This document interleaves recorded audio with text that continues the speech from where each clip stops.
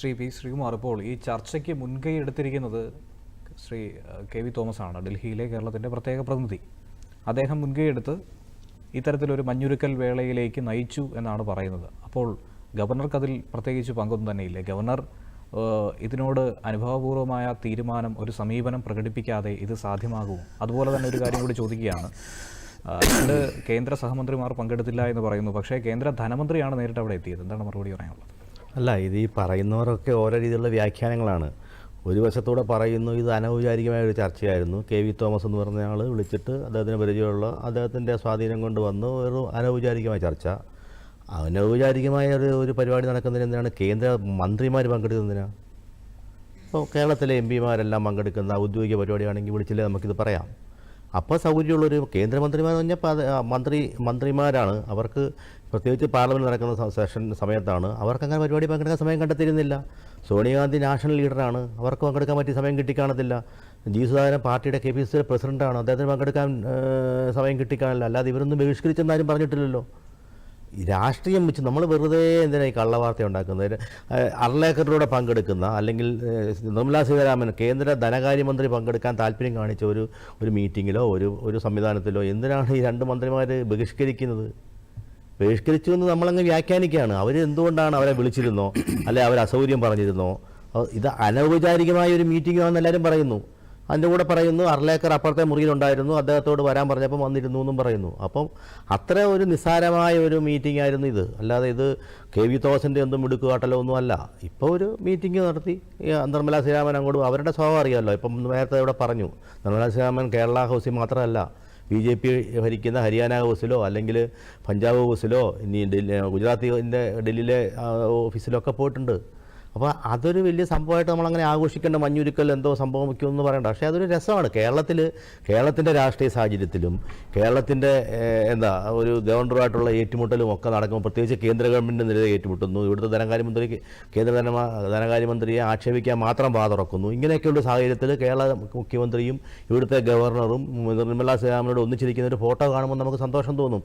അല്ലാതെ അതിലപ്പുറം എന്താണ്? പിന്നെ വേറൊരു കാര്യം, ഇവിടെ ശ്രീ ജേക്കബ് ജോർജൊക്കെ പറഞ്ഞപ്പോൾ എനിക്ക് സന്തോഷം തുടങ്ങി. നല്ല കറകളഞ്ഞ, നല്ല സ്ഫടിക സമാനനായ ആളാണ് ശ്രീ അർലേക്കർ എന്നാണ് പറയുന്നത്. കേരളം കണ്ടിട്ടുള്ള വെച്ച് നല്ല മാന്യൻ, കുലീനൻ, എല്ലാ നല്ല വാക്കുകളും അദ്ദേഹത്തെ പറഞ്ഞു. അപ്പോൾ എനിക്ക് വളരെ അഭിമാനമുണ്ട്. കാരണം അദ്ദേഹം തങ്കപ്പെട്ട RSS പ്രവർത്തകനാണ്.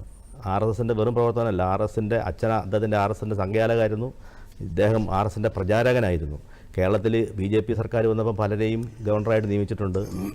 ആരും RSS ശാഖയിലൂടെ വന്നവരായിരുന്നില്ല. നിങ്ങളൊക്കെ സംഘി അരീബ് ഖാൻ എന്ന് പറയുന്ന ഖാൻ പോലും RSS ആയിരുന്നില്ല. അതിനു മുമ്പ് സദാശിവം RSS ആയിരുന്നില്ല. സിക്കന്ദർ ഭക്തും RSSുമായിട്ട് അസോസിയേറ്റ് ചെയ്തിട്ടുള്ള ആളായിരുന്നില്ല.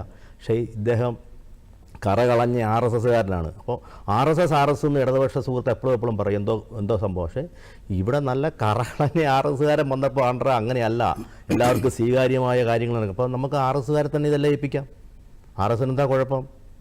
ശ്രീ ജേക്കബ് ജോർജും ഇടതുപക്ഷ അതിന് ആശയത്തോട് അനുമോദിച്ച് നടക്കുന്നയാൾ. അദ്ദേഹം പോലും സർട്ടിഫൈ ചെയ്യാണ് ഇദ്ദേഹം നല്ലയാളാണ്, നല്ല സ്ഫടിക സമാനനാണ്, നല്ല ആദർശശുദ്ധിയുള്ള ആളാണ്. അപ്പോൾ അങ്ങനെയാകുമ്പോൾ എന്തുകൊണ്ട് അതാണ് ഈ RSS എന്ന് പറഞ്ഞ് എന്തോ ഈ ഉമ്മാക്കി കാണിക്കുക. ആരിഫ് മുഹമ്മദ് ഖാൻ ഏതായാലും ശാഖയിൽ പോയിട്ടുള്ള ആളൊന്നും ആയിരുന്നില്ലല്ലോ. പക്ഷേ അദ്ദേഹം RSSനെ അംഗീകരിക്കുന്ന, RS ഐഡിയോളജി ആണ് ശരിയെന്ന് പിന്നീട് വിശ്വസിച്ച ആളാണ്. കോൺഗ്രസ്സുകാരനായിരുന്നു, ജനതാദളിൽ പോയിട്ടുണ്ട്, BJPയിൽ വന്നു. പക്ഷേ അദ്ദേഹം RSS നല്ലതാണെന്ന് വിശ്വസിച്ചു. അതിന് പേരിൽ അദ്ദേഹത്തിന് എന്തെല്ലാം കോപ്രായ കാണിച്ചു. ഇപ്പം തനി RSSകാരൻ വന്നപ്പോൾ നേണ്ട പിണറായി വിജയൻ പോയി സ്വീകരിക്കുന്നു. ഇടതുപക്ഷ സുഖാക്കാലം നല്ലയാൾ, അത് അത്രേ ഉള്ളൂ. ഇവരുടെയൊക്കെ ഈ RSS എന്ന് പറയുന്നത് ആരുടെയൊക്കെയോ കണ്ണിൽ പൊടിയിടാനുള്ള ഒരു മാർഗം മാത്രമാണ്. ശ്രീ അർലേക്കർ പക്ക RSS പ്രവർത്തകനാണ്. RSSൻ്റെ ഐഡിയോളജിയും RSSൻ്റെ ജീവിത രീതിയും RSSൻ്റെ ആദർശവും പേറുന്നയാളാണ്. അങ്ങനെയുള്ളവർ വന്നപ്പോൾ അതിൻ്റെ ഇത് മാറ്റം കണ്ടതാണെങ്കിൽ എനിക്കൊക്കെ അഭിമാനമാണ്, എനിക്ക് സന്തോഷമാണ്. കാരണം ഞാനും ഒരു RSS പ്രവർത്തകനായതുകൊണ്ട് ഇത് കാണുമ്പോൾ എനിക്ക് സന്തോഷമാണ്. അദ്ദേഹത്തെ എല്ലാവരും വാഴ്ത്തുന്നു, നല്ലതാണെന്ന് പറയുന്നു. അദ്ദേഹത്തിൻ്റെ എളിമയൊക്കെ ഉള്ളതുകൊണ്ടല്ലേ അദ്ദേഹം അടുത്ത കെ വി തോമസ് വന്ന് നമുക്ക് ഇരിക്കാമെന്ന് പറഞ്ഞപ്പോൾ അടുത്ത മുറിയിലേക്ക് പോയത്. വേറെ ആരെങ്കിലും പോവോ? അപ്പോൾ അത് നല്ല കാര്യമായിട്ട് അതിനെ പോസിറ്റീവായിട്ട് എടുക്കാൻ. അപ്പോൾ ആശാവർക്കറുടെ കാര്യമൊക്കെ പറഞ്ഞ് കോൺഗ്രസ്സുകാർക്ക് വേണ്ടി എന്തും പറയാമല്ലോ. കോൺഗ്രസ്സുകാർ അപ്പോഴേ വേറെ കാര്യമൊക്കെ പറഞ്ഞു. ഇതിപ്പോൾ നല്ലൊരു സിഗ്നലാണ്. ഇപ്പം കേരളത്തിൽ ഒരു ടെൻഷൻ മാറി, അല്ലെങ്കിൽ ഒരു ഭരണത്തിൻ്റെ രണ്ട് തലവന്മാർ തമ്മിൽ ഒന്നിച്ചിരുന്നു സൗഹൃദം പുലർത്തുന്നത് നല്ല കാര്യമാണ്. അത് തുടരട്ടെ. അല്ല അതിലിപ്പുറം അത് ചരിത്രമാണ്, അല്ല ചരിത്രത്തിൽ എന്തോ സംഭവമാണെന്നൊന്നും പറഞ്ഞിട്ട് കാര്യമില്ല. ഓരോ ഗവർണർമാർ, ഞാൻ തുടക്കത്തിൽ പറഞ്ഞല്ലോ, ഓരോ ഗവർണർമാർക്കും നമ്മുടെ ഇവിടുത്തെ ഗവർണർമാരെല്ലാം മിടുക്കരും അവരുടെ രംഗത്ത് പ്രാഗൽഭ്യം തെളിയിച്ചവരുമാണ്. അവർക്കൊക്കെ ഓരോ രീതിയുണ്ട്. ഒരാളുടെ രീതിയായിരിക്കില്ല വേറെ ഒരാൾക്ക്.